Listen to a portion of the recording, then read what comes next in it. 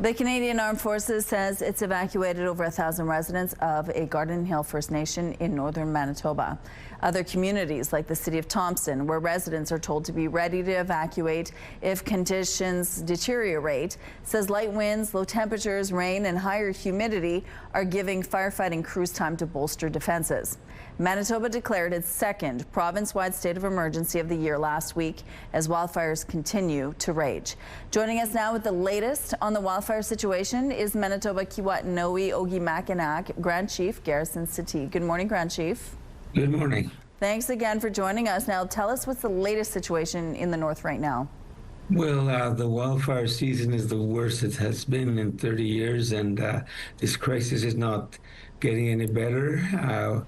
We're finding more people displaced from their home, and there's about 12,000 evacuees that are displaced from their homes. So this is far from over, and we need to continue to remain on alert to ensure that we do our utmost to make sure our people are protected and are safe wherever they're situated.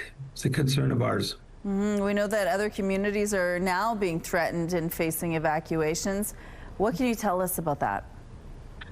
I think that because of the conditions of the climate change, I guess, has really wreaked havoc on our First Nations and on the north and all over Canada. So this is something that we need to respond to. And so I ask myself is, what is the plan going forward?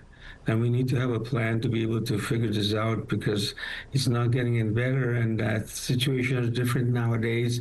We have to be able to respond to that, and we need to be able to have resources to do that. And right now, the resources are not adequate, and we need to have more reinforcements. And we're thankful that New Zealand has stepped up, and different parts of the world are looking at what's happening here. So this has received worldwide attention. So we need to really do our utmost to make sure that we address the situation and try to figure out a way to minimize the damage that it's causing.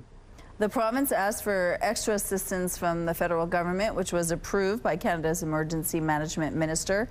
Eleanor Olszewski noted in a statement yesterday that the most recent assistance will be put toward humanitarian workforce support for emergency evacuation and sheltering activities. What are your thoughts on that?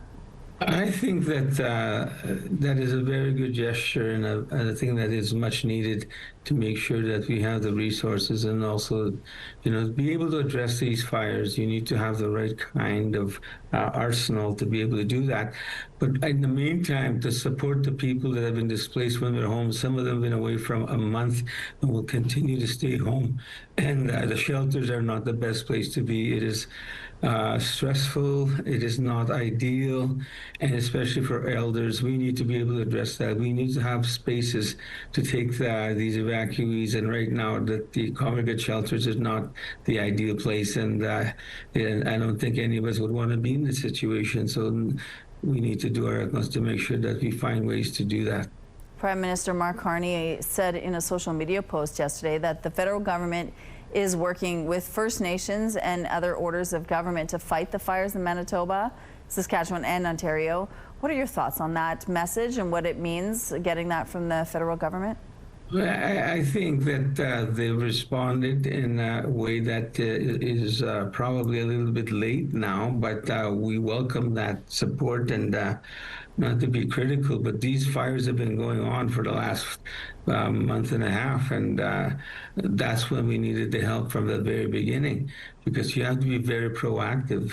We have to be very proactive. If we do not proactive, then the situation will be the way it is now. And I think a lot of this could have been prevented, but I'm thankful that we can work together and move forward, figure out a way forward.